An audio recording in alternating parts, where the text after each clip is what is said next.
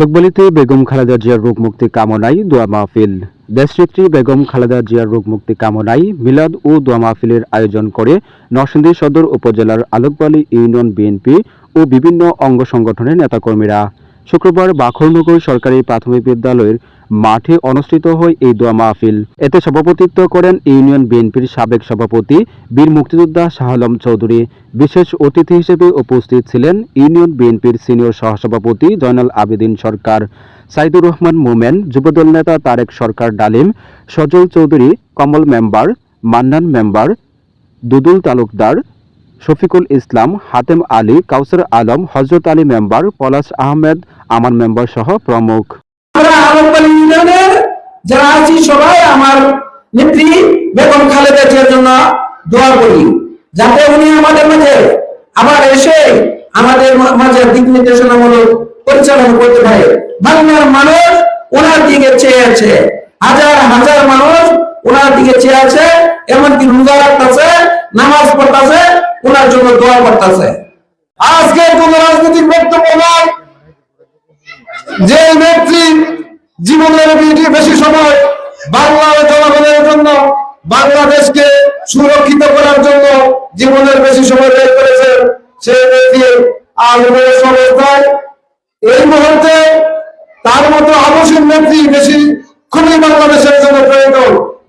বিভিন্ন চক্রান্ত চলছে, আমাদের দেশের বিরুদ্ধে বিভিন্ন চক্রান্ত চলছে, সেই চক্রান্ত থেকে উত্তরণের জন্য দেশ নেত্রী বেগম খালেদা জিয়ার বিকল্পে আমি আপনাদের সকলের কাছে দোয়া চাই, আমার নেত্রী যেন আবার সুস্থ হয়ে আমাদের মাঝে ফিরে আসে।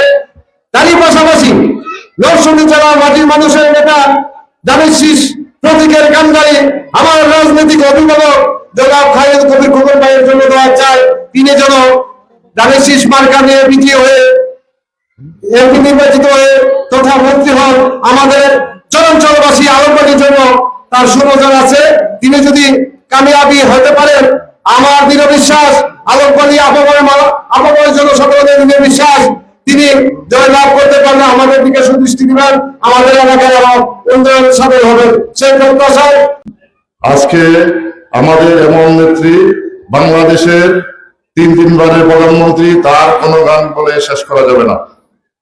উনি বাংলাদেশের জন্য ওনার নিজের জীবন, নিজের স্বামী হারিয়েছে, নিজের সন্তান হারিয়েছে, এবং উনি দেশ ছেড়ে পালিয়ে যান। উনি সাংবাদিক প্রশ্ন করছিল যে আপনার দেশে যান না কেন, বলছি আমার দেশে কোনো, দেশের বাইরে কোনো ঠিকানা নাই, এই দেশে আমার জনগণই আমার দেশ, বাড়ি জনগণই আমার দেশ, অতএব আমি দেশেই থাকতে চাই। আজকে এই নেত্রীর জীবন সংকটাপন্ন, আমি আপনাদের কাছে আমার নেত্রীর জন্য দোয়া চাই। আমার নেত্রী এই মুহূর্তে বাংলাদেশের এই পরিস্থিতিতে আমার নেত্রীর খুব প্রয়োজন। বাংলাদেশ জাতীয়তাবাদের চেয়ারপারসন বেগম খালেদা জিয়া যদি না থাকতো, আজকে এই গণতন্ত্র ফেসিস্ট আওয়ামী লীগের বিদায় করতে পারতেন না। আজকে ফেসিস্ট আওয়ামী লীগ মিথ্যা একটা মামলা দিয়ে আমার নেত্রী করাইছে। ইতিপূর্বে যত মামলা বাংলাদেশে হয়, যেগুলো মামলা জজ কোর্টের থেকে রায় হয় যদি 5 বছর, ওই মামলা হাইকোর্টে গেলে কমে আসে, নাহলে মামলা নিষ্পত্তি হয়। আমার নেত্রী বেলা হয়েছে 10 বছর।